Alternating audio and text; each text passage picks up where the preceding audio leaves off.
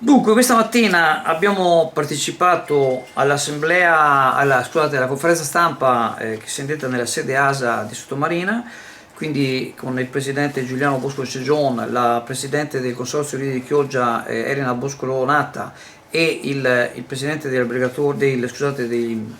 locatari Giancarlo Boscolo Chio, e onestamente ci hanno dato veramente una ventata di ottimismo per quanto nel bilancio che c'è stato confrontando i dati del 2022, 2023 e 2024 con aumenti dell'affluenza turistica veramente molto importanti, addirittura a doppia cifra. Nel link in descrizione trovate la playlist con gli interventi che si sono susseguiti questa mattina, li trovate qui a questo punto. Ecco, alcuni dati importanti è che sembra che abbiamo toccato o addirittura superato la cifra delle 2 milioni di presenze, che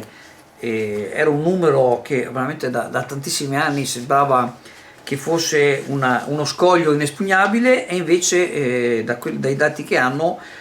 sembra addirittura che sia stato raggiunto, addirittura superato.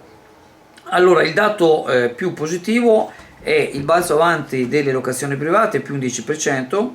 Ecco, però da segnalare, questi dati tra l'altro sono parametrati con i dati quelli della Regione Veneto, e quindi sono allineati in positivo con la Regione Veneto. E tra l'altro questa mattina ho avuto modo di sentire che il turismo in Italia è aumentato addirittura del 3-4%, con un afflusso molto importante di turisti da un po' tutte le località del mondo, e anche per quanto riguarda l'aumento dei passeggeri in aereo, che arrivano in aereo. Chiusa la pagina regionale e nazionale, guardando invece al locale, ci dicevano che c'è stata un po' di sofferenza per quanto riguarda gli hotel a 4 stelle, perché che sono 4-5 praticamente, in quanto con la caduta del mercato tedesco sono mancati praticamente dei viaggi organizzati tedeschi, quindi hanno avuto una leggera flessione, ma nel contesto addirittura parlano che nei villaggi turistici a campeggi che sono a 5 stelle, tra cui alcuni 5 stelle, addirittura un più 35%. Molto interessante l'intervento della presidente Elena Boscolo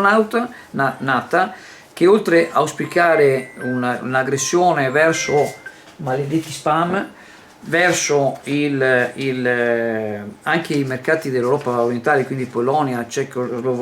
la Ceco, i slovacchi, l'Ungheria, eccetera, che sono quelli che hanno più riempito gli alberghi, quelli a 3-4 stelle, ma anche ha parlato in maniera più mirata sulla l'importanza del turismo, quello cicloturismo, perché tanti hanno cominciato ad arrivare con le biciclette, e quindi auspica la realizzazione di nuove piste ciclabili più sicure, e anche per le località che si attrezzino per poter accogliere appunto le biciclette di questo tipo di turismo, che è in crescita un po' in tutta Europa, ma anche evidentemente anche in Italia, malgrado che abbiamo questo grande problema del ponte sul Brenta, che è anche struttura per il blocco del Cuneo Savinio, che siamo fermi da 3 anni, e quella sarebbe uno sbocco per quanto riguarda la viabilità, ma anche per la ciclopedonale, per la ciclabile, e lì qualcuno si sveglierà, visto che abbiamo 50-60 milioni di euro in bilancio comunale, e non si capisce perché non si trova il modo di tirarle fuori invece di tante altre cose. Chiudendo questo aspetto un po' polemico, il presidente ha ricordato che Isola Verde è diventata perché si parla della località turistica sottomarina e di Isola Verde, ma l'importanza anche appunto che già Isola Verde a sé ha registrato un aumento molto importante per quanto riguarda le locazioni private, e addirittura c'è stato un decollo degli iscritti all'associazione. Parlava che addirittura nel 2024 si sono aggiunti altri 60 iscritti all'associazione, e in questo 2 mesi, neanche 2 mesi, che 2 mesi, siamo al 10 di febbraio, nei primi 40 giorni dell'anno si sono iscritte altre 12 aziende, e quindi toccano quasi un totale di quasi 500 iscritti, quindi una realtà molto importante. Sì, ovviamente hanno voluto complementarsi con gli assessori e quindi con l'amico Griguolo, Riccardo Griguolo, l'avvocato Riccardo Griguolo e l'assessore al bilancio, che avevano appunto, c'era una certa,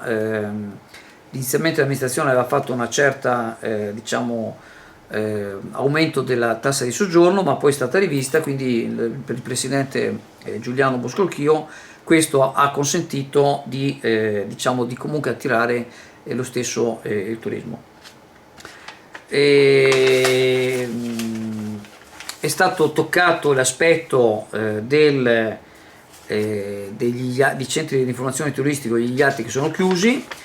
l'hanno toccato loro, il sottoscritto non ha neanche aperto bocca e hanno detto appunto che malgrado in questo momento, diciamo, non sia il momento clou del turismo, però che quello di Sottomarina e quello di Chioggia siano chiusi è un pessimo biglietto da visita, e hanno parlato di una proposta all'amministrazione di gestire loro a loro spese con personale diciamo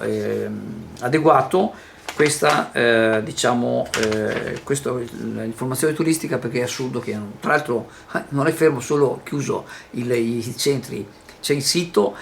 pagato con i soldi pubblici e i turisti scrivono, non risponde a nessuno, veramente una situazione. Loro auspicano che l'amministrazione quest'anno si impegni di più, anche perché